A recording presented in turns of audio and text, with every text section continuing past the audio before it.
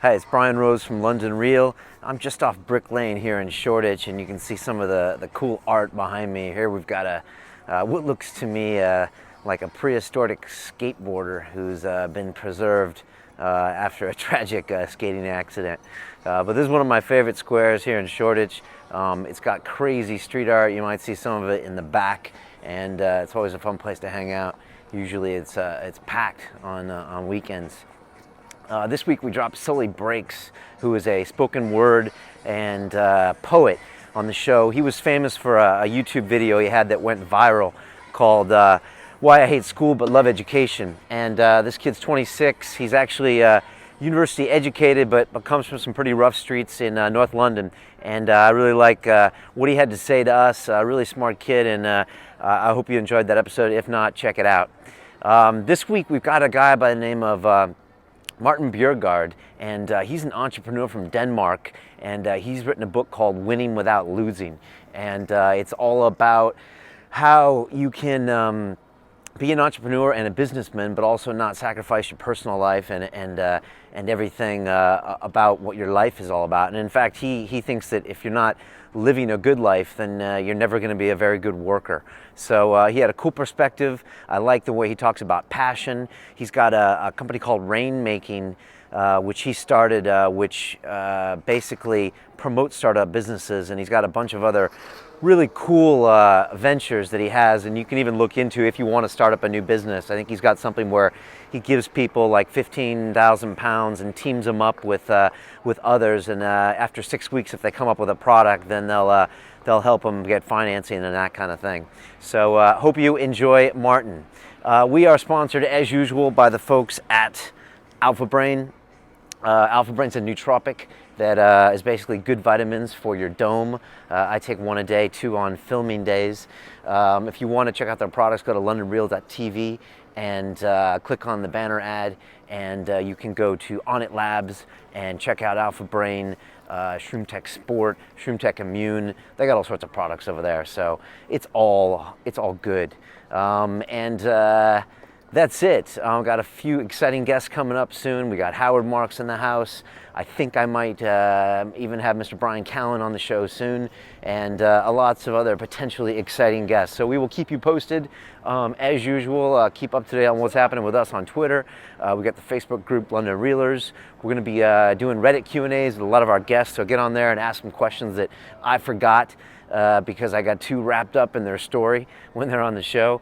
And yeah, all that good stuff. You can also email me at info@londonreal.tv if you want to volunteer or whatever, man. Tell me what's on your mind. It's always good to hear. And that's it. I hope you enjoy Martin, and peace.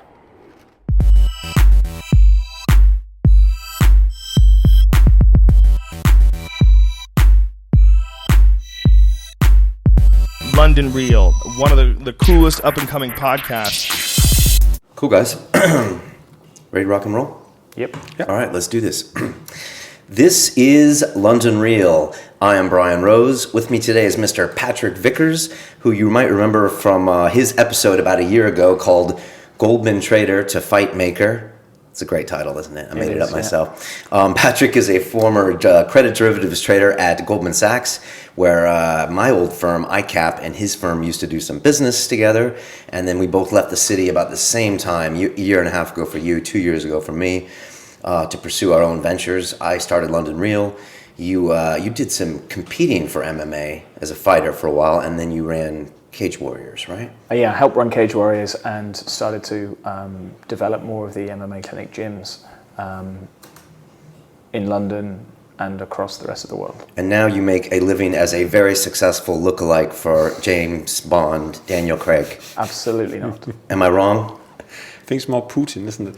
And he's Putin. wearing Wow. Putin. Oh, Jesus. A young Putin. That's a new one. Young Putin, wow. And with the suit today, it's just, man. Anyways, makes the 007 even more. And our guest today is Mr. Martin. I'm going to try this out. Bjergegaard. It's close enough. How would you say it? Yeah, it's not fair, but it is really Bjergegaard. Bjergegaard. That was actually really Okay, all right, very good. Martin started his first company when he was 18 years old, and then for the next 5 years after that, he started 5 more. He's been an entrepreneur most of his life. A few years ago in 2006, he co-founded something called Rainmaking, which from what I understand is a startup factory, which I guess helps promote startups become bigger companies. And you've had some success. I think you had a few exit scenarios, multi-million-dollar exit scenarios with some of those companies. And I think now you've got a total of 100 employees, $50 million in annual revenue, and you've got businesses in London, Copenhagen, and Munich. Is that about right? Yeah, we switched to Berlin, but apart from that, it's quite accurate. Okay, but the good news is this guy only works 45 hours a week. At least that's what his claim to fame is. And he's written a very cool book, which is a bit about your work-life balance, which is what we're going to talk about. And it's called Winning Without Losing. There is a copy there. You can pre-order this on Amazon, and we're going to talk more about the book later. But I just wanted to say welcome. Thank you. Thanks so much for having me. Thanks for coming. This whole work-life balance is something that I know Patrick has struggled with in the past. I have struggled with. I think, part of the reason maybe you left the city is because you were trying to be a trader and a fighter at the same time with not much time left over. Is that right? For sleep, yeah. No time even for sleep. So, yeah, work-life balance, I think, is something that whether you're in a big city or whether you're, wherever you are in the world that you struggle with. And I know that I did, and I would imagine that you did to a certain extent as well. Yeah, I had no work-life balance until I was 30 years old. All I did was, I'm American, so in America, you probably know, it's just work, work, work. The more work, the better. Constantly push yourself to work. Taking a vacation is considered a sign of weakness in the States. And while we're probably unproductive, we still insist on working all the hours. Then I went into finance, where it's like the more hours you work, the better. How come you're not working later? How come you're not working weekends? All that stuff. And finally, when I came to London, I started training Brazilian Jiu-Jitsu, and that's the first time I really had a hobby. So it's interesting to hear you talk about this project. So can you just tell us a little bit about the book and your work-life balance? Yeah, absolutely. The book came about because I always felt that this common perception about that success requires sacrifice is there needs to be another way as well. Yeah. I'm absolutely certain that a lot of successful people have sacrificed a lot, but I was interesting to find out if also there were some very successful people who hadn't sacrificed a lot. So together with my Canadian co-author Jordan Milne, we started looking for that 3 years ago, and we found 25 role models from all over the world who were, amazingly successful, running multi-million, even billion-dollar companies, and at the same time managing to have a good private life. And we felt that they were incredibly inspiring to us and could be to others as well. So we decided to write a book about it. So it's a very personal quest. Also kind of inspired by, I have a daughter myself. I tried to, now you're talking about Goldman Sachs, and I also tried to work for McKinsey for a while. And so I know that, the challenges, and it's an ongoing challenge. It's not like you'll ever get perfect at it and have no trouble at all with your work-life balance. But there are definitely some techniques that can help you improve tenfold on that dimension. What was McKinsey like? You were a management consultant for 15 months at McKinsey, is that right? Yeah. What was that like? First of all, it felt like 15 years, right? But I think it was a good experience for me at that time, mainly in the sense that it took away some of my arrogance and some of, I was a bit spoiled before maybe because I started my first company when I was 18, as you mentioned, David, and I never tried to work for anyone, basically. So I think I needed to learn something about how it was to be in the receiving end of a boss-employee relationship, because I was probably a pretty terrible boss when I was in my younger days. So I learned a lot from the experience, but what I also learned was that it was impossible there in that context to get the life that I wanted to, because all of the rules were laid out. It was like chess, right? You can't just start playing chess your own way. And I wanted to change the rules. And that wasn't really possible at McKinsey, because it's an old firm, it's a successful firm, they know what they're doing, they're really good at it, but they're doing it a certain way. So you just have to do it that way or get the hell out of that way. And after 15 months, I felt that it was the latter that was the right thing for me to do. Did you ever consider management consulting?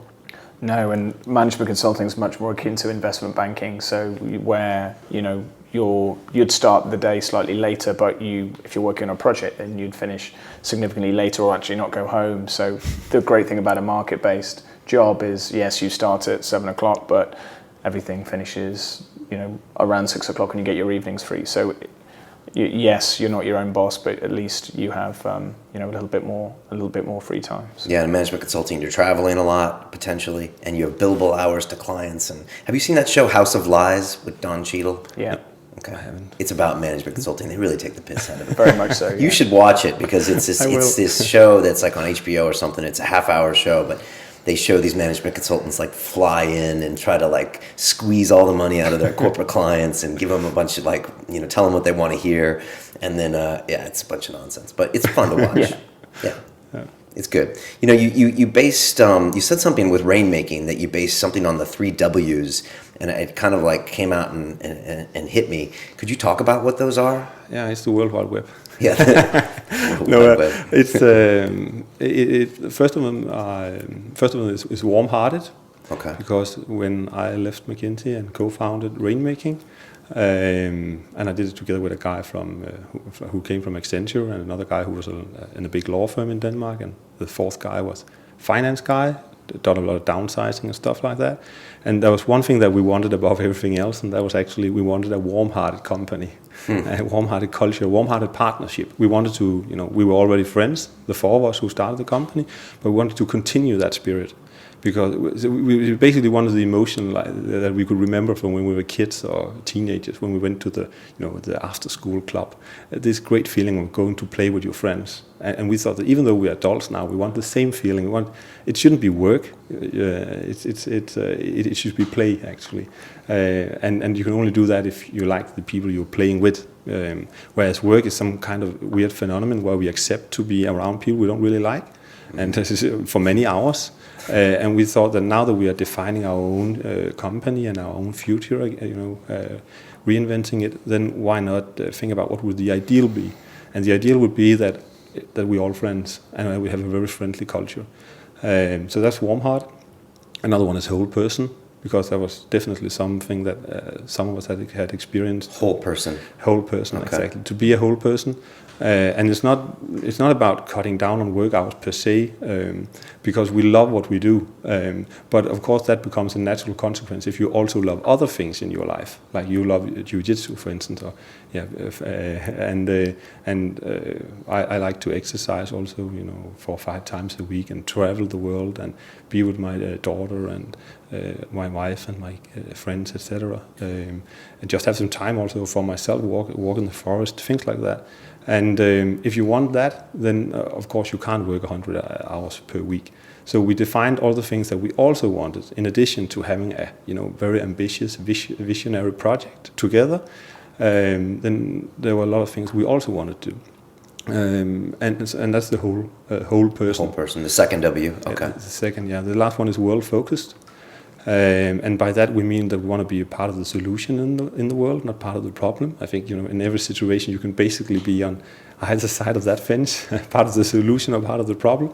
And we knew, of course, that a lot of startups and new companies and do things not necessarily by the book, and sometimes it's even almost okay. And nonetheless, we didn't want to judge anyone, but we wanted to make sure that we did things in a way that we could be proud of.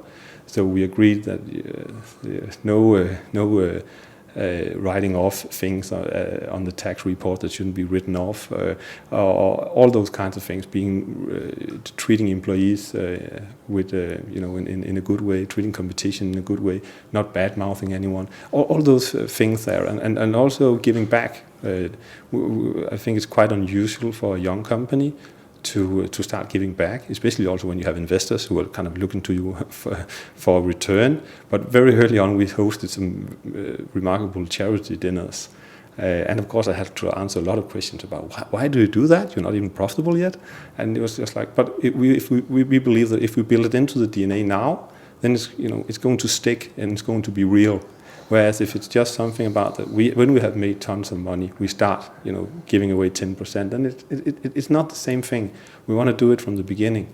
So we have started a school and sponsoring a school in India, for instance, and those charity dinners, and we travel to see those projects in Bangladesh and Guatemala, Honduras, Ethiopia, places like that.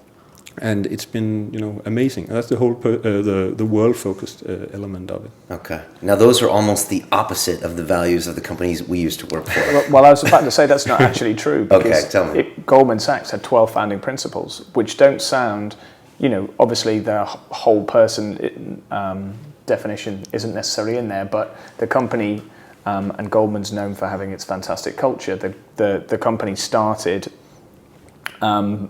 based off these 12 principles. And obviously, you have 3, and they're probably slightly more general, and they don't refer to markets, but they refer to treating people how you want to be treated, et cetera, et cetera. And what it was trying to do was build up a culture and enshrine a culture, and it was the same thing.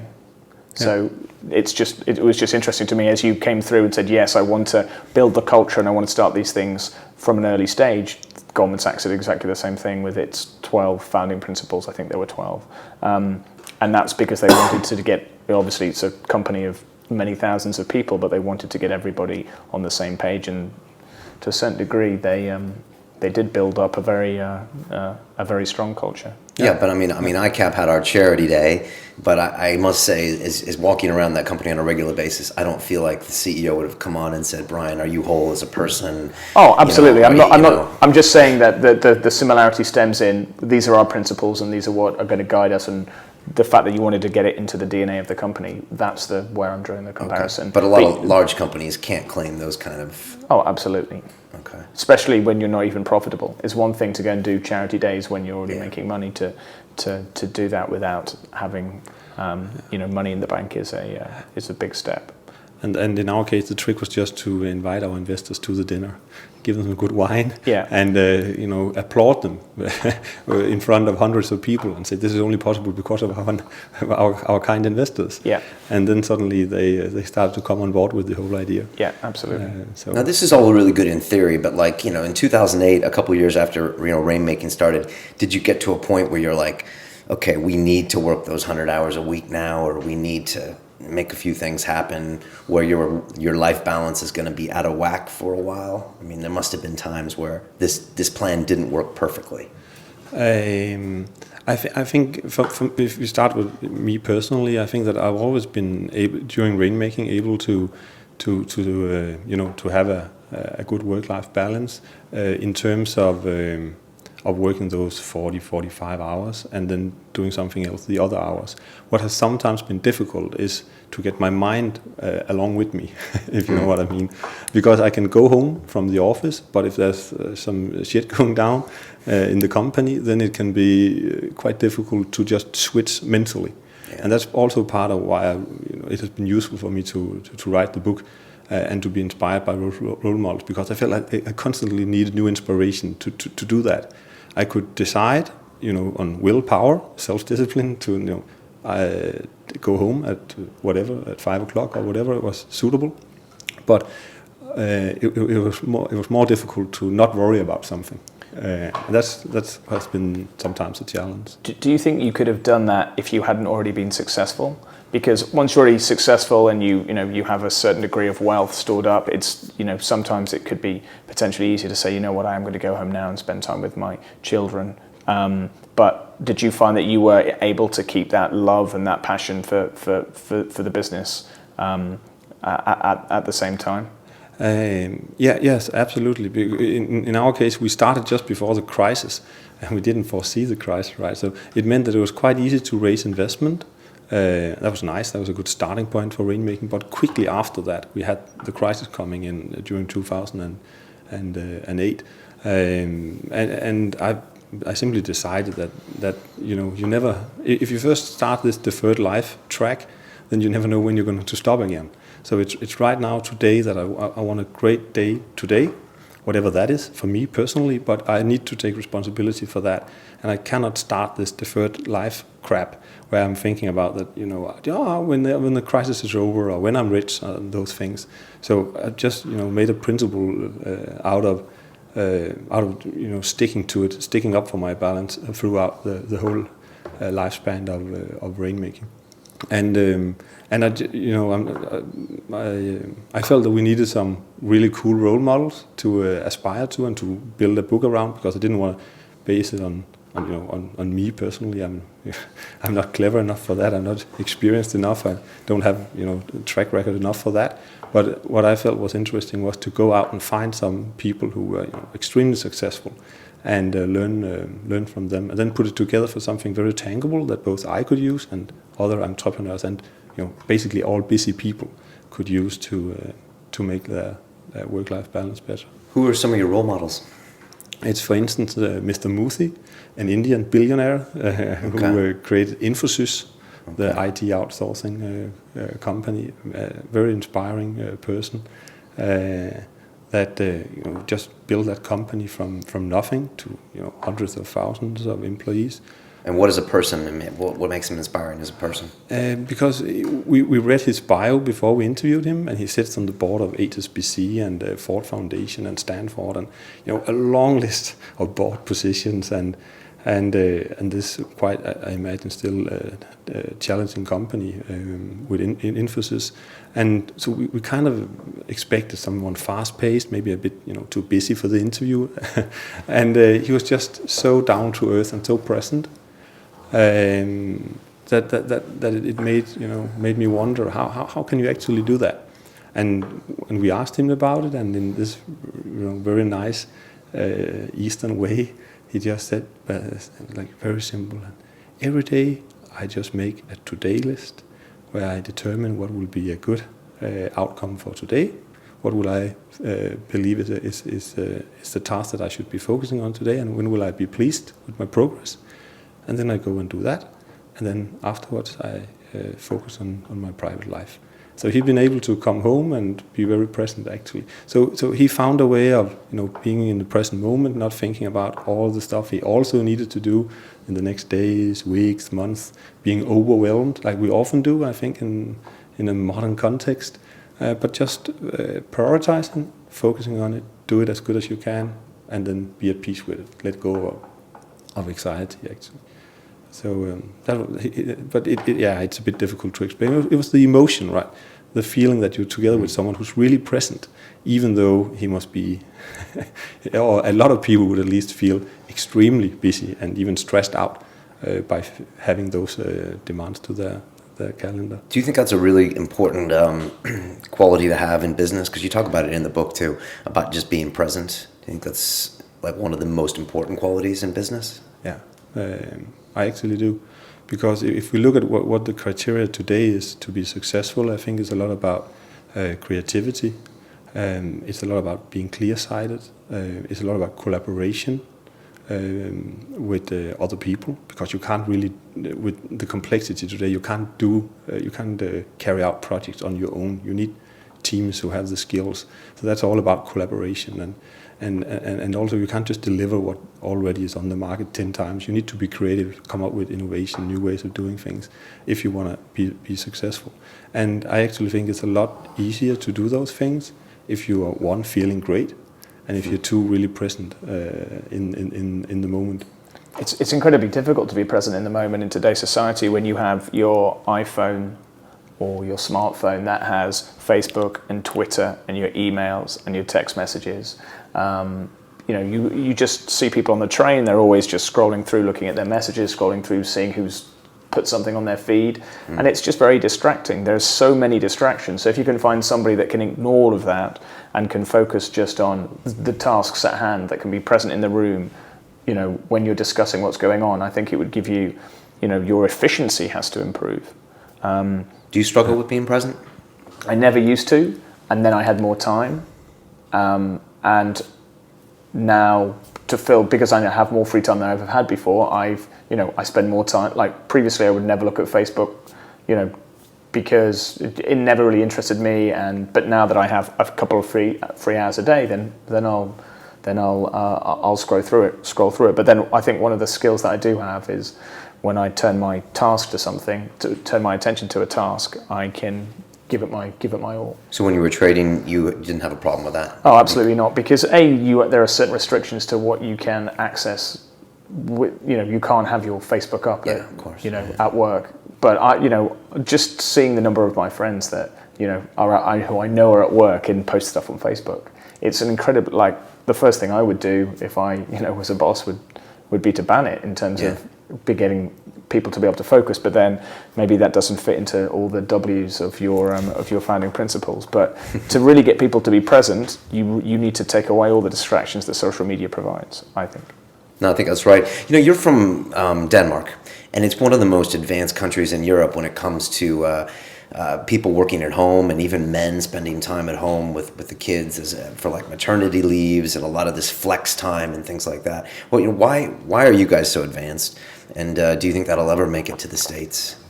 Or even here in the UK? I've never heard of much of that in the UK. I think it's the way of the future. But I think it needs to happen in a certain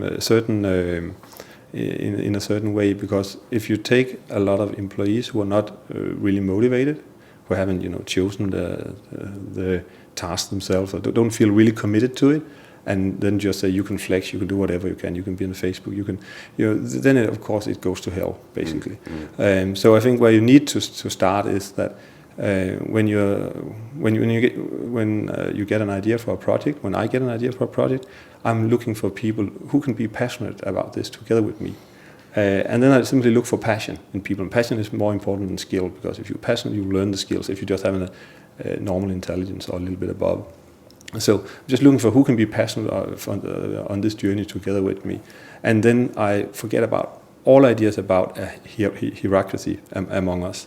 That I came with the idea, therefore I am something special. I just put that aside, because you kill people's passion the moment you start being the boss. Okay, so no hierarchy. We're just a bunch of guys who are incredibly enthusiastic about making this into reality. So and I have one role. That role might be especially in the beginning, to talk about the vision, what could this become. Another guy has another role, that is to program the beta version. That role is just as important as my role. So it doesn't really, and just because I came up with it, that's just because that's my skill. Someone else is going to end it, because I'm too impatient to end it. So that person is just as important, or even from the beginning, to get that person's buy-in, to be able to continue at it after I've fallen in love with something else. So I think that just finding some people who would do this together with me and be just as passionate about it, and then we're just doing it as a bunch of guys/girls. And when you do it that way, it doesn't make sense even to talk about 9 to 5 or anything like that. So people do exactly what they want to do, and who am I to tell them something else?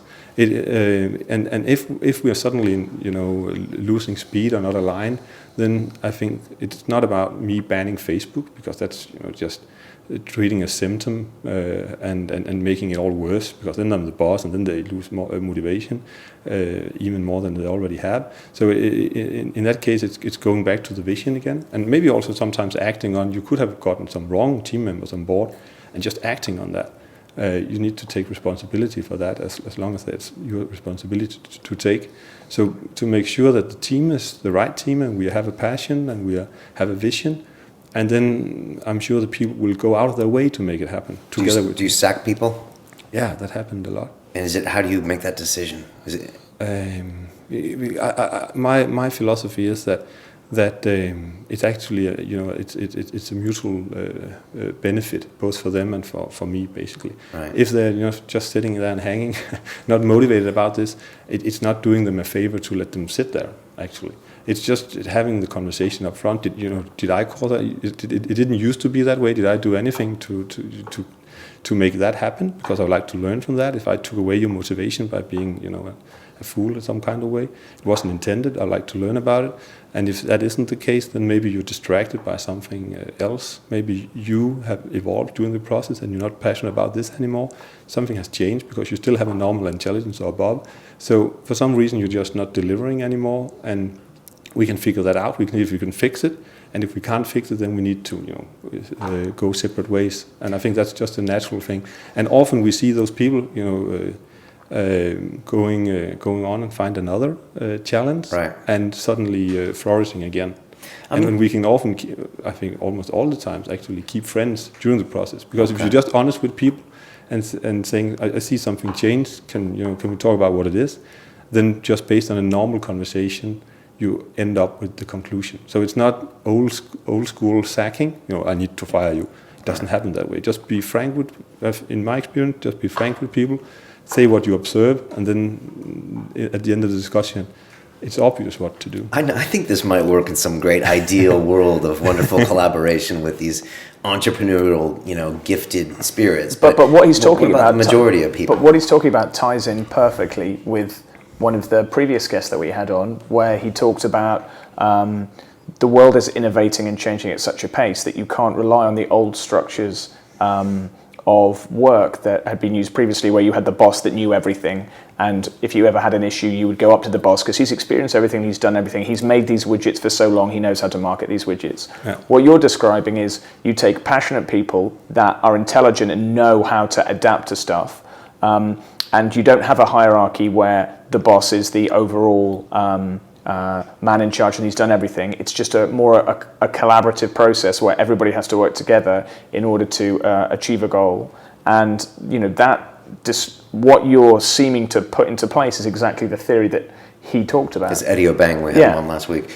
Yeah, that's true. But what about the people out there that aren't passionate about something, and you need to get them in for their 40 hours a week to do some work that they're not passionate about in order to create something? But those guys tend to work in more menial jobs that don't require.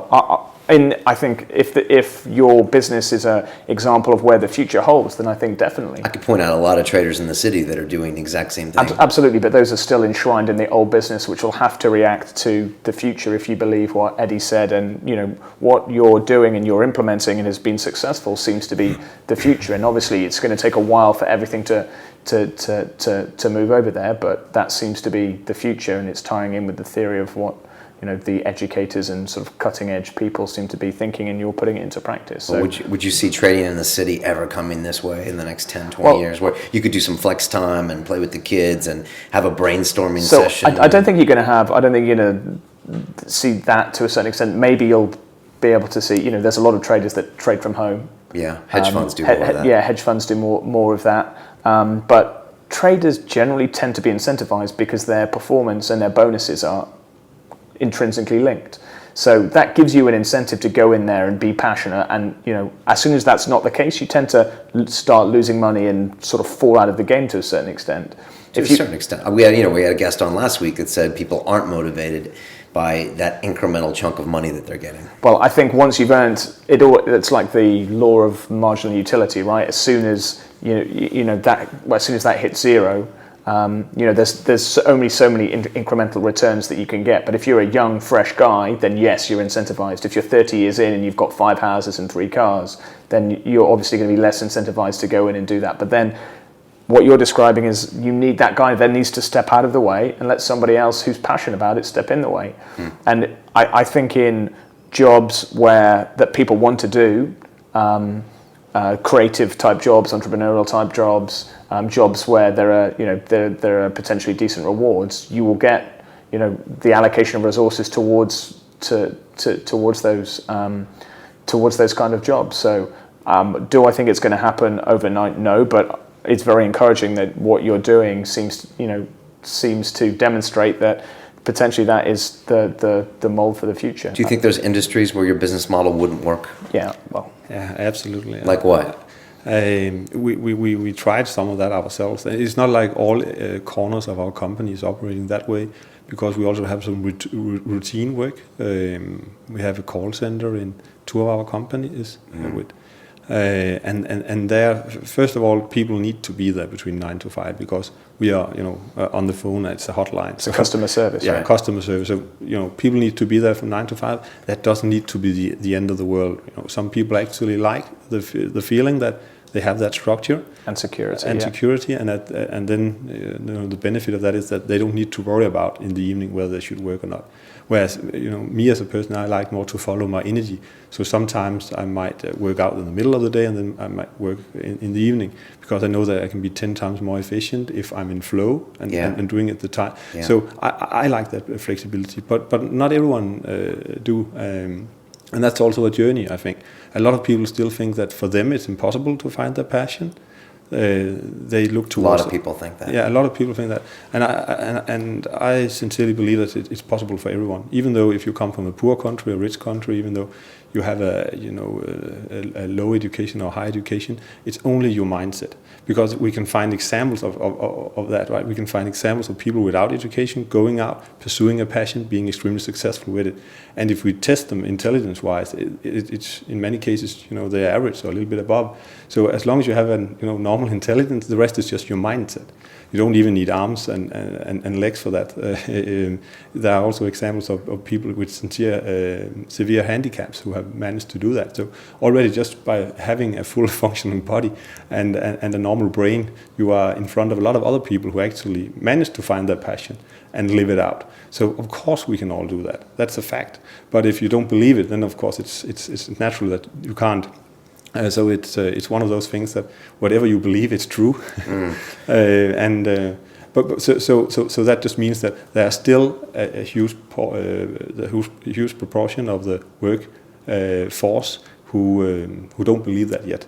And as long as they don't believe it, then it's a fact. And then you need to be a little bit in the old paradigm as well when you're working with those people. And that's and if you're running a call center, then it's quite likely that you're going to fill it with people who think the old school way about having a job, and that's perfectly okay, I think. Okay. They can be very valuable employees, and I think that's great. But I just would hate to see them stay in that job, but dream about becoming like one of those entrepreneurs in the book, for instance. Right. Because I know that they can also pursue their passion. I should be the first to help them and encourage them if they want to do that. But as long as they like the security of 9 to 5 and the fixed salary, and just knowing that you execute on whatever comes your way within your job description, and then everything's good, then I think that's fine too. We don't all of us. The business model works a lot better in sort of creative, innovative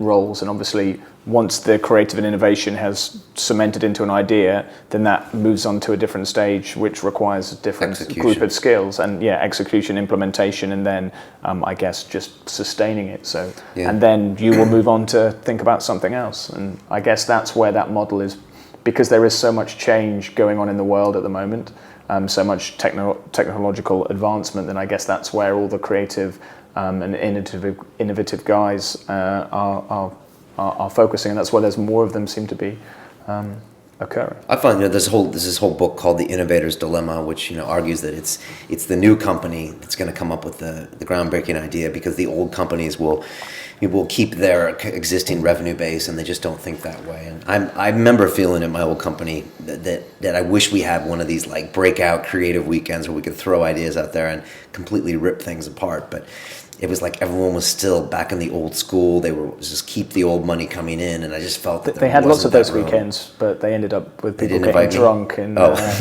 inappropriate behavior.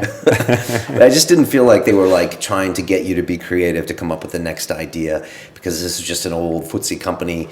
We were like, okay, let's get these 9% returns. Let's do what we've always done, and it feels like a company like that can't create the next new product. Do you think that's true? Do you think certain companies aren't able to innovate because of their size? Yeah, absolutely. That's one of the reasons that I wouldn't take on a management position, even if there was something I was passionate about, and take over a lot of team members that I hadn't selected myself and created the culture, because it's just extremely difficult to change, because I think you have to respect that a lot of the employees in that company they have been given another promise, a promise about stability and a promise about we do things here in a certain way, and that kind of attracted them. Now they've done it for years, Right. and then just if some new manager or leader or CEO comes in and say, okay, now let's do it in a different way, you kind of disrupting that promise and that reason why they feel secure. And it's easy for the manager or the CEO just to say that you should just be more open to change, like I am. But that person is not really open to change because he's just doing what he has been doing for a while and has chosen to do. So I think that's a very difficult situation. That's also why I love startups so much, because we start from the ground up. We can do whatever we want. You just create some kind of crazy vision. And start finding people who like to be on that journey. Of course, you can do a lot of things also in a big company. And that's an example, for instance, in a Danish company called Lego. I'm sure you know Lego. Lego, as in the building blocks. Yeah, and it was it's a very old, famous company in Denmark, in the world, and they were in deep shit. Basically, their culture had gone a bit wrong, and they made all the wrong decisions. And then they got a new guy, actually also from McKinsey, as the CEO. Okay. When was this? It was like 5 years ago that he was appointed CEO, and it was a big bet because he was too young, basically, to that position. Okay. And he turned it around, completely turned it around, and now they're making tons of money and being celebrated and win awards, and it's just it's amazing. It's a new success story all over again. So I think you shouldn't give up on it. It's just something that I for sure don't have the patience and skills to do, but I see that some people do. So it is definitely possible. It's just a lot more difficult. Okay. Well, talk to me about this book. I mean, I love the title, Winning Without Losing, but I know there's like 66 strategies, and you have a bunch of different things like efficiency boosters and beware of time and energy wasters, but can you give us a rough idea of what it's about, Yeah. It's about... Actually, before you do that, you talked about playing the macho and the martyr card, and I really love that intro, and I was wondering if you could explain what you meant by the macho and the martyr card. I think that a lot of people keep themselves stuck in this success requires sacrifice paradigm, because they either like the sweet pleasure of playing the martyr card, like pity themselves, basically. Okay, explain the martyr card. Like what? Yeah, I think we all know it. Let's not pretend. Right? At least I know it. That sometimes if you are working really late, I remember that from McKinsey. Yeah. That when I was sitting there really late in the evening, I felt sorry for myself. I had another chocolate bar, and I felt, I'm being treated bad here or something like that. Of course I didn't. I'd chosen it myself, but I could feel self-pity. And there's something, in the moment, a little bit nice about feeling about pitying yourself. That's why, we do it properly. And all of us probably know some old aunt or friend or family member or some who, does that a lot. Always working without the recognition. Yeah, in general, just pitying themselves. Yeah, but maybe they have the recognition, maybe they don't, but they're just feeling sorry for themselves because they like the fact that they can say to their friends, I worked 100 hours last week and I had to take 5 flights and blah, blah, blah, blah, blah. Well, in the end, you're saying they chose it. So And that energy affects the organization. You think that martyr energy can kind of rub off in a bad way? Yeah, absolutely, and it also destroys efficiency. But most importantly, I think it destroys their own life quality. They can do it for my sake, but I've been a part of that. But I definitely think that there's a lot of life quality to be released the moment you just take full responsibility for your life and say, if I don't like the situation I'm in right now, I have the freedom to change it. And if not before, you will definitely realize this on your deathbed.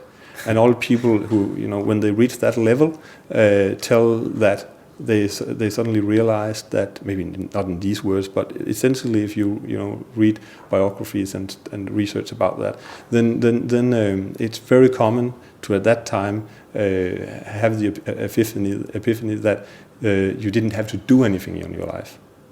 You didn't have to do anything. You chose, everything was a choice. You didn't need to go to that job you hated for 40 years.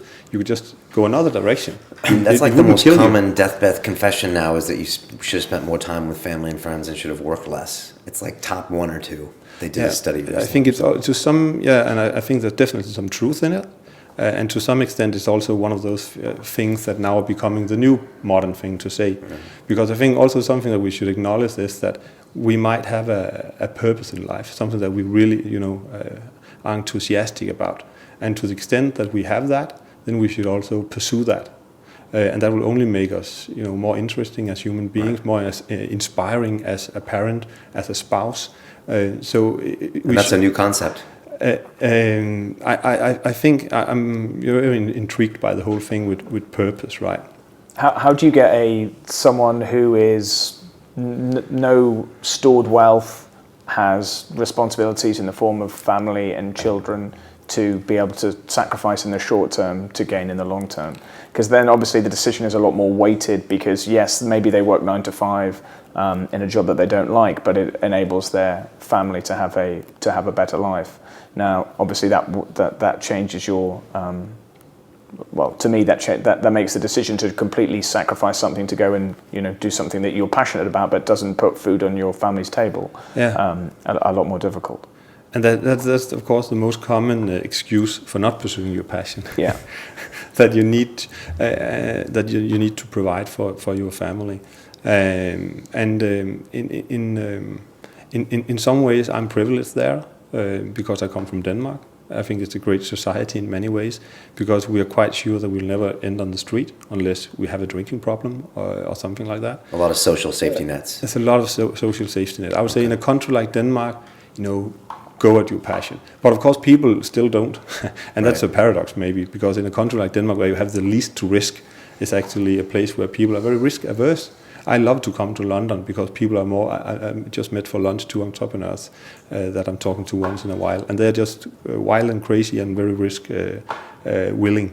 And we don't have a lot of that. We have some, but we don't have a lot of that in Copenhagen. So that's also great about Silicon Valley and places like that. So it's a bit of a paradox. But if we're just talking out of a Danish context, then a lot of people are holding themselves back.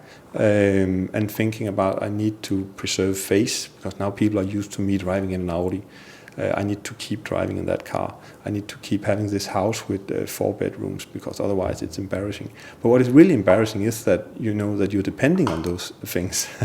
And if you think it makes you a better parent, I think you're definitely wrong, because there's nothing that is more true to kids.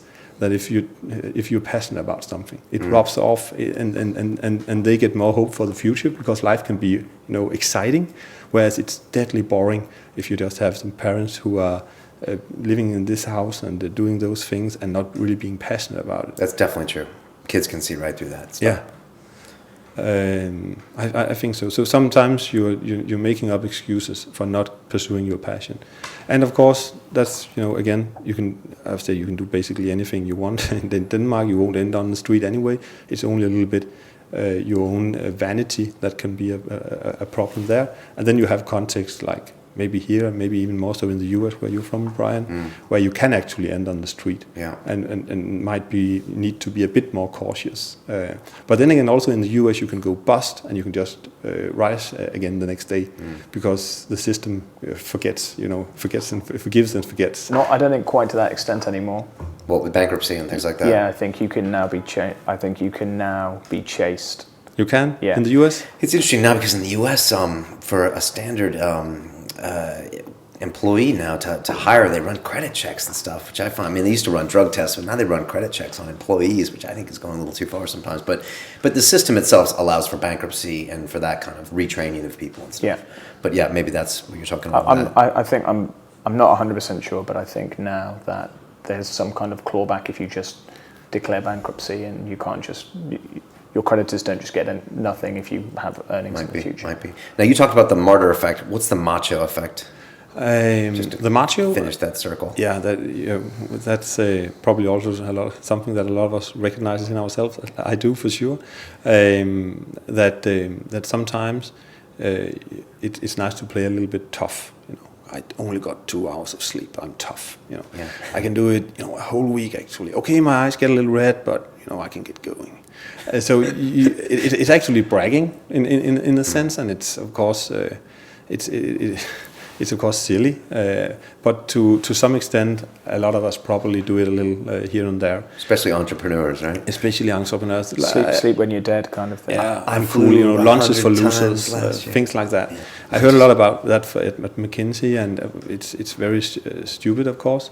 And it's not like a corporate philosophy that you should be a martyr or a macho. It's just probably a hardcore company like that attracts a lot of macho types. So it comes in the back door, that culture. But I think it kills your efficiency, because the problem is if you only sleep 2 hours, then almost all of us, I would actually say all of us, we need to repay that sooner or later. Yeah, and if you don't eat lunch, your blood sugar drops, Yeah, your it's ability to concentrate. Completely silly. It only destroys efficiency. And also it doesn't do any good to your personality. You're not going to be a more inspiring person or a more present person or a person that people like more by becoming like that.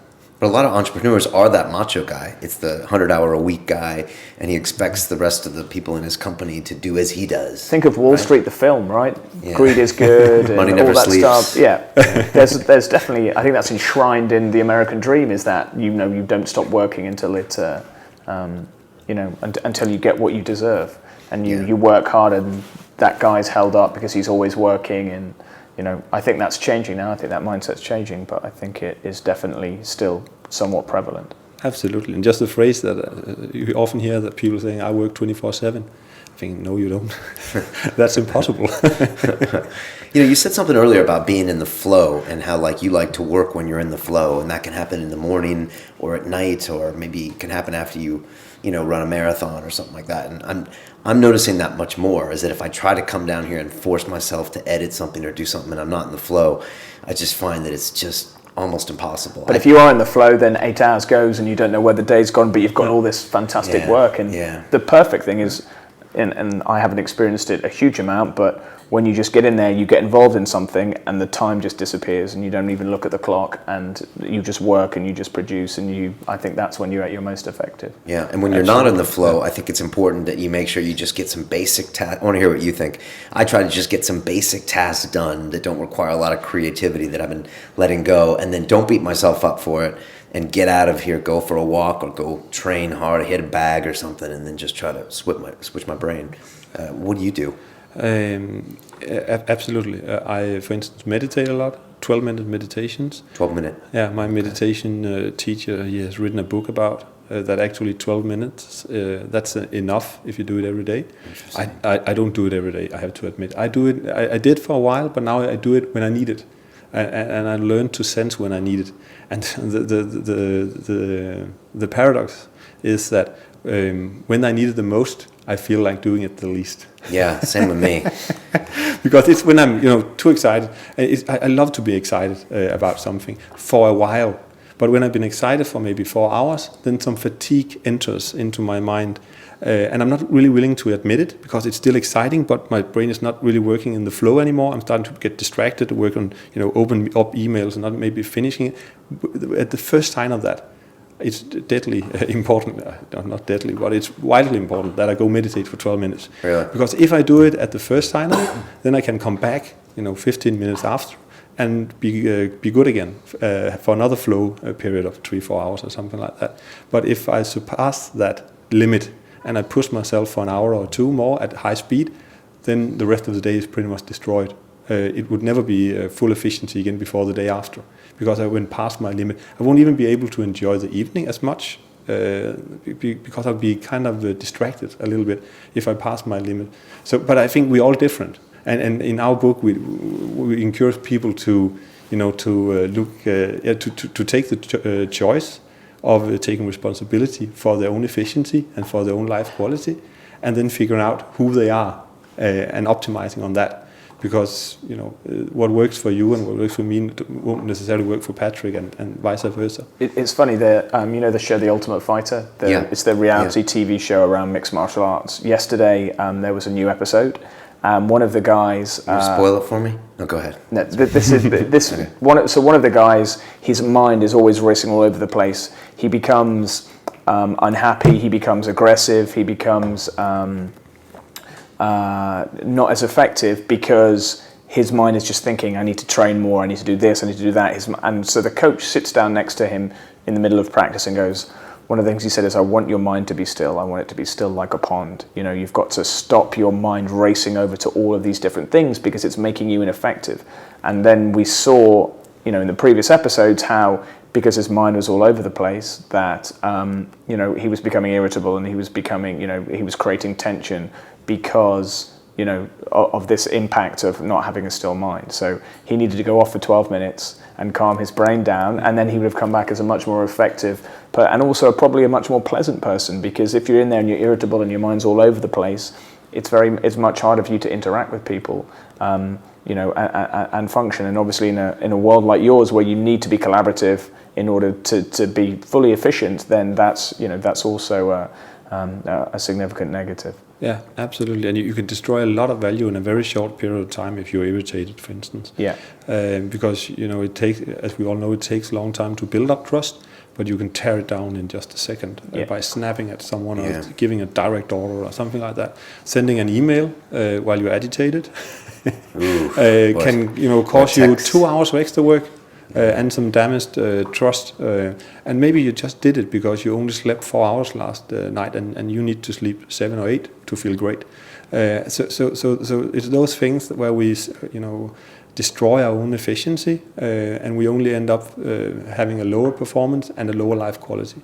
And that's what I'm trying to all the time look for in my own life, to reduce that waste and to increase my, you know, the content I feel at every moment. And that's also what we are trying to inspire others to do. Now, this is a book about kind of lifestyle. It's about entrepreneurs. It's about, you know, new ways that the new businesses are evolving. But do you find that to be a very difficult space to sell a book in? I mean, we alone have had Tim Ferriss in here and Daniel Pink and talking about all these ideas. Is it hard to sell this book? It hasn't been so far. It's a bestseller in Russia. Okay. Which was it came out there recently. It's you can pre-order it on Amazon in English, but it's not out in the sale in England yet. But it's out in Russia and it's a bestseller there. And what do you think differentiates yourself from something like the 4-hour week or something like that? The 4-hour work week I of course read it when it came out, and I was quite inspired by it, and I also implemented some of the things me too. In the book. The low information diet, for instance. Yeah, the information diet, me too. Yeah, I don't know anything now, basically.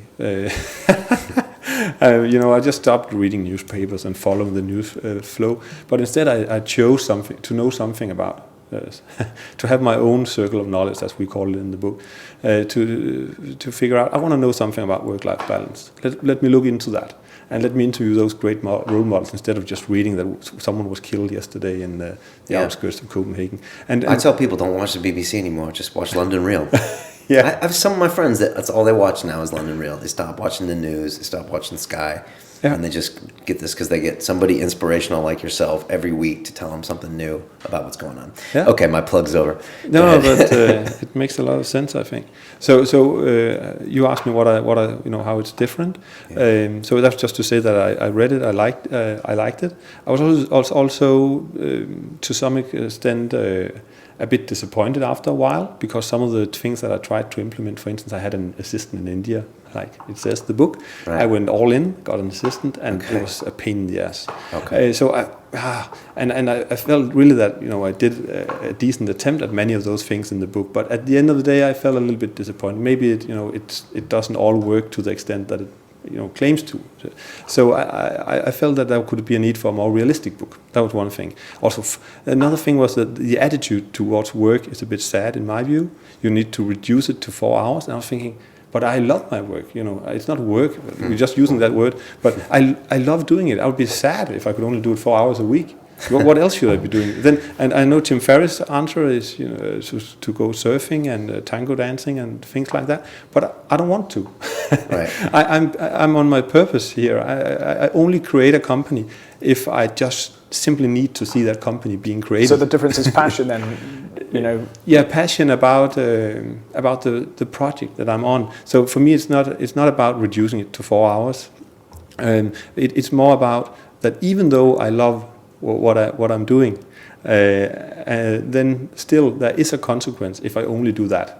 And that is, I'll be a lousy father, a lousy friend, I'll end up being quite depressed, and all those things that I just know because I read about it, and I can feel it very soon when I just go a little bit over the board. So it's just, I think, taking responsibility for having both in your life. Right, because you can work too little. I think in your book you talked about the guy that's working 10 hours a week, probably living off of someone else's money and just feeling lousy about the whole thing. Yeah, I know some of those people. Absolutely. That are working too little. Yeah, absolutely. I'm currently one of those people. That's very Although honest. I'm living off my own money, but I don't have enough in my life to really, get my juices flowing every day. So I'm looking to find something to be passionate about again. It's very honest. But I can definitely see, when you work too little, especially if you have an inquiring mind, it's you feel as though that's going unused. So In defense to Tim, I think obviously he wrote the 4-Hour Workweek as a model, although he did do it for a while when he was tango dancing and doing other passionate things. So yeah, it is a rough model of things you can do with your life. But I was actually having dinner with one of our previous guests, the mountain climber guy, Derry Llewellyn-Davies, and he said the same thing. He said, I love my work. I wouldn't want to work 4 hours a week. I want to work, I want to get my teeth into it, Yeah. So I've got a question about your passion. Do you think you're passionate about each individual business, or do you think your real passion is taking something from nothing and making it into something, or being collaborative with people, being creative with people, inventing something new, helping people to, solve problems that they previously had? Are you really passionate about just the business, or is it about everything that, all the common denominators that you'll see in all the businesses that you have chosen that, help you feel as though you're learning, help you feel as though you're being creative, help you feel as though you're being sort of innovative, or can you not differentiate that? I think it's about creating something, right? And it's about feeling useful. I love feeling useful, that I can, create some value. I think it's just a very basic human need. And I love the situation where I can see that right now I'm contributing. If I weren't here in the team, in the group, then something would be missing. I love that. And actually I step out of my projects the moment that I sense that I'm redundant. Because I don't need to claim a space. So I only, basically say anything or do anything when I feel that it needs to be said, it needs to be done, because there's something important that we're missing here. And as long as I have that feeling, then I'm passionate about it. But I can see the moment, and it just happened recently. I'm just about now to start up a new project, because this feeling just happened over a period of 6 months in my past venture, where we did an online platform for charities. We're working with UNICEF and Red Cross and a lot of organizations around raising money in a new way online. And I've just been passionate about that. But then recently I just had a feeling that now the team is just so awesome that I would only be saying the same as them. I don't have anything, because I'm not any better at building the software. So you really like the process. That's what you're passionate about. Yes, I think so. Yeah. And then I'm looking back at those things that I created and kind of like seeing it. But I don't need to. Definitely don't need. Does it matter what it is? It has to be something that does something good in a way. I would never and not that I have anything against those people who do that, but run for instance, a parking house where your revenue model is the fines, because I hate getting a fine when I park my car. And if I knew that every time we made revenue, we made someone sad, I just didn't. I wouldn't run a company like that. World contribution, basically. Yes. World focused. That's it. It's the W. So here's my question. There's a 25-year-old out there listening to you, and he's got a business idea. Perhaps he's started a business, or he's an entrepreneur, and he's going to come in and he wants to pitch to you. What do you want to hear, and what don't you want to hear when you get pitched on an idea? Let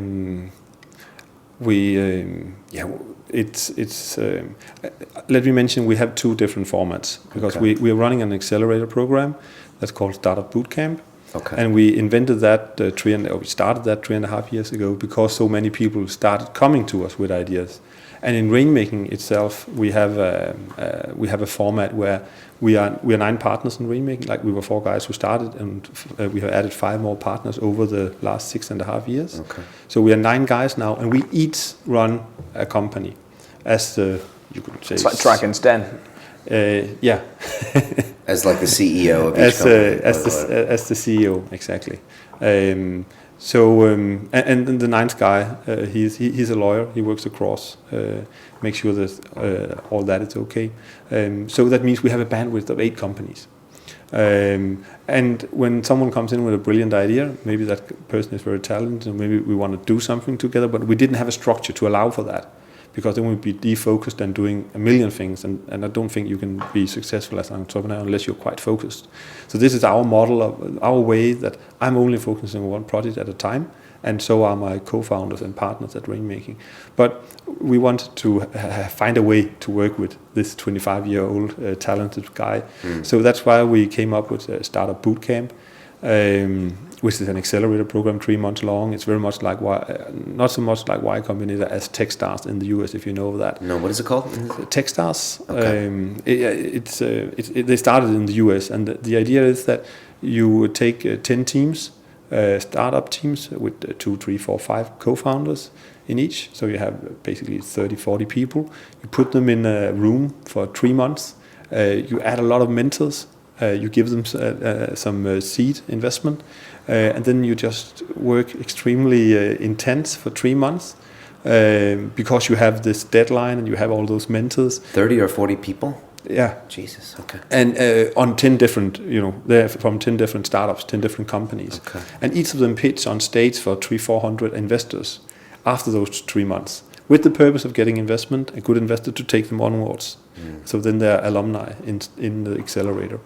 And it's a model that's become very popular in the startup community. There are dozens of accelerators now. We were one of the first ones. And through that vehicle, we are investing in 70 startups this year. So that 25-year-old person should really go to Startupbootcamp and pitch. And what we're looking for there is it has to be a scalable idea. It has to be a great team. There needs to be at least a sales guy, or sales/marketing guy, a biz guy, and a programmer. Okay. And ideally also a user interaction design person, maybe. So team scalability, it's something within IT or mobile, because that's kind scalable of by definition. Yeah, it's scalable and it's our focus. So they come to you as a team, and then they get accepted to like your startup boot camp, and do you fund them, or you just give them access to all the advisors and give them an audience at the end? We give them 15,000 euro as a micro investment for those 3 months. And then free office space, and we have a lot of sponsors, so they can get all different kinds for free, server hosting and IT tools and all that. Part of this philanthropic? Is part of this venture just trying to promote all sorts of wonderful ideas? It's a mix of that, and then still there is a business model. Okay. Because we Startupbootcamp gets 8% equity in each of the startups. Okay. And of course, it's a long-term business model, because you need to wait until they grow big and get acquired. Yeah. But then again, there are some pretty cool examples from the US. Dropbox comes out of Y Combinator. That's an accelerator. Airbnb comes out of that. Which one? Oh, Airbnb. Okay. Exactly. So it's called Y Combinator in the States? Yeah. Okay. Yeah. So if you get a home run like that, then it can also be a good business. But you must build up so much goodwill over time by fostering all those people, and you must meet all sorts of great talents by having the Startup Bootcamp. Yeah, we definitely meet a lot of people, and my partner colleague Alex Facet, who is running that division, because that is his baby. He's focusing on that. He knows tons of people here. And I guess you can put them together to create powerful combinations. Have you done that yet? Said one guy's come with an idea, another guy's come with an idea. They haven't quite worked out, but you put one guy with somebody else in order to create something bigger and stronger. Not in a systematic way, but we're definitely trying to do something like that more and more. Yeah. And also what often happens is that 4 guys come in the door, and they got to know each other at Goldman Sachs or business school or something like that, and they have the same profile. They want to start a company together, and then 5 minutes later, 4 other guys come in and they got to know each other at Google or at the university, and they're all programmers. Yeah. And they should actually go out and have beers together and mix up and come back as more balanced teams, right? Yeah. So we try to facilitate that because it's really all about the teams, I think. Do you ever get surprised when an idea comes your way that isn't, say, mobile related or tech related, that's still scalable, or most of the businesses you look at going to be mobile related or tech related? I think in rainmaking core, those 8 companies where we run ourselves, we can be quite flexible. Okay. What's really the key there is that the partner who is going to go with it, if that was, for instance, me, I would have to be completely in love with the idea, because otherwise I wouldn't do it. So something has to ignite in my brain, and I haven't figured out why it does that. Because sometimes I listen to an idea, I think that's rationally a really, really good idea. I just don't feel it, and I can't really explain why. But that's just my gut reaction. And if I don't have, I tried the other thing, just using self-discipline to work on it and rational, but it can work in the job probably, but it can't work as an entrepreneur. There are so many obstacles that you need to, and even in the job, I would advise against it, because we all deserve to be on our purpose and be passionate about what we do. So I only want to do projects that I just need to see them executed. Yeah, I think the passion gets you through the hard times, because when you have a hard time where things aren't going well, if you don't have the passion for the product, then you'll kill it basically. But if you do have that passion, it'll get you through. Absolutely. When you're passionate about something, you're just a bulldozer, right? And anyone who has ever achieved anything truly significant has been passionate about it. It just doesn't happen based on the rationale and all those things that we like to celebrate. It doesn't happen as something that's very structured and very planned. It happens when something ignites in your head. Like, for instance, that you wanted to do this London Real show. And if you just had sat down and done a business model and analysis and the kind of McKinsey-like, and it probably wouldn't have happened. Never. So it's driven by passion, and that's also what it makes it successful. Because I think people can sense that. You draw people to you when you're passionate about something. Everyone wants to be a part of that because it's so exciting with passion, and you ignite their passion, and you kind of feed off each other's passion. When you're down, you get reinforced when you talk to your co-founder, and magic just happens there. And you can never do that based on rationale. Wow, wise words. Well, what are the 3 things you're most excited about in the next 10 years? Technology or businesses you're working on, or can you name 3 that are like, this is going to be the next big thing? I think that there are some things out there that are pretty amazing. Okay. and for instance, 3D printing.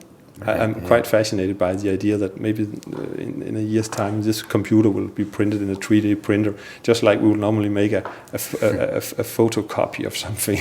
Then you can just print a tool or a computer or whatever you need.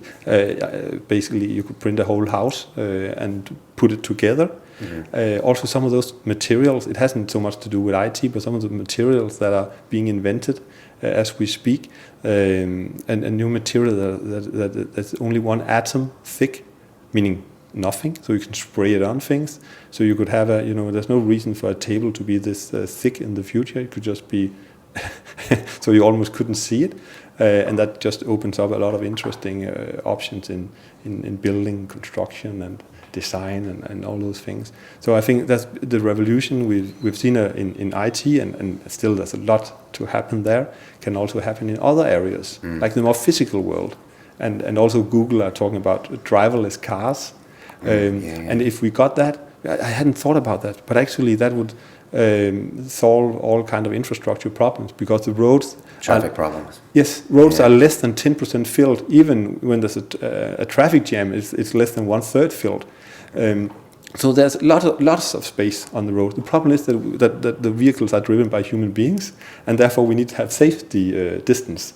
But if cars were talking to each other through computers, then they could drive, just with almost connected, and then we could have roads half the size and half the wide that they are today. Right. What do you think of the Google Glass? Also very interesting. Have you tried one? I haven't. The thing is that just from the look of it, I think that it would only make me more distracted. Talk about not being present, maybe. Yes, I could wear one now, right, and I could see a lot of things going on while I was talking to you. I wouldn't enjoy that, right? That wouldn't be allowed. No, but it's probably it wouldn't be allowed here because we are old school. But when you see young people today, when they're together, they are looking at their mobile phones at the same time. Yeah. And sometimes chatting with each other electronically, commenting on your friend's photo that's just posted next to you. You do that, dude. What? Sometimes I hang out with you and you're on your phone sometimes. Okay. But not SMS. But I'm not trying to talk to you on it. True. Oh yeah, you're saying they're communicating with each other. Yeah, so we'd be sitting next to each other, and you posted a photo, and he just said "nice photo," and rather than just going, "That's a nice photo that you've got there, Brian." But one thing though that's reassuring about that is that overall, the next generation they're going to be so much cooler than us. But is that cool? No, not talking to each other is cool. No, not that. Playing computer games rather than sports. Let the man finish. Let the man finish. Jesus. I completely agree. And when I get that emotion, I just remind myself that our generation can do a lot more than our parents or our grandparents' generation, and I'm pretty sure that the same development will continue, even though each generation thinks that, okay, this is the best one ever. Then if you look 10 generations back, they have actually just overall improved, more humanity, more able to enjoy their lives, better with their kids, more equality between the sexes. Those things has just evolved from generation to generation, more respect between people and those things. Of course, there are exceptions, and there are cultures and countries that are fucked up on these dimensions, but there also used to be. So in general, for humanity, it's going better and better. And of course, every generation ends up thinking that the improvement ends here, but it's quite unlikely that it should end here. So I comfort myself with that all evidence point towards that my daughter's generation is going to be happier, more productive, friendlier than our generation. Even though they have some weird habits. She's only 6, so she doesn't have that habit yet. But even though she will probably do some really, really weird things, in my view, like talking to her friends on the phone while she's together with them. I just, are you crazy? And then I'll probably be likely to think something like, okay, those young people, it's fucked up. I just demonstrated my age there quite considerably. Yeah, you did. Grumpy old man Vickers. Exactly. That's awesome. Martin, how do people get a hold of you? And I think you do a blog, and just what are the ways they can find you on Twitter, etc. This weird name you mentioned, Martin Bjergegaard, also has a version called .com. Okay. And that's everything about me in 2 minutes. So and also my email address. We're definitely going to have to spell that one out on the screen. Yeah, I'll put it as a link on our YouTube if you want to find it. Martin Bjergegaard. Yeah. Pretty good, huh? Also, the book is it winningwithoutlosing.org? Is that how they can get it? Yeah, exactly. And also rainmaking.co.uk. UK, okay. Startupbootcamp.org. Okay, and you're on Twitter at that same app? I'm on Twitter, exactly. At Bjergegaard. Exactly. Okay. Fantastic. Good. Well, I'm going to talk with your publicist. There's a chance we might be giving out copies of this book to the best quote tweeted from this episode. So I'll let you guys know in the intro to this. That'd be great. But yeah, that would be cool. I like it already. I just started reading the PDF and I mean, I get inundated with books here because we have 100 guests a year here at London Real, and probably 60% of them have written books, and some of them are not very good. So I apologize to whoever that might be, but this one looks really interesting, and it's nice to read, and you can tell that you guys develop the theories from your own business. you can tell it's very personal, and you're living the life. You're living in Copenhagen, and you've got the daughter and the family. So yeah, it really rings true. So Thanks. yeah, it's a good start so far. So thanks so much for coming on, Patrick. Always a pleasure having you here. Thank you. This is beginning to be a habit. A good habit, I hope. Yeah, no, it's really good. And good luck with whatever's happening in your future. Yeah. And come find us on Twitter at London Real TV. If you're listening to us on iTunes, please subscribe. If you want to see the extremely good-looking Martin, come to our YouTube channel at London Real TV. And we've got a subreddit now. I'm going to try to see if Martin will do a Reddit I am where you answer questions from people. We've been doing those lately and had huge success with some people, like big, like 1,000 comments and things like that. So we'll try to get that going on Reddit, and we're on Facebook too at Facebook group London Reelers. That's it. Until then, guys, it's about the journey. Thank you very much. Thank you. All right. Welcome to London. About girls when they do that, and it's like, and it seems like you're doing something similar. You're like looking at something like the education system, and you're like picking at things that to you seem ludicrous. You're talking about Jesus and Muhammad and all these people that, were they educated formally or not? And you're talking about people like Steve Jobs or Zuckerberg.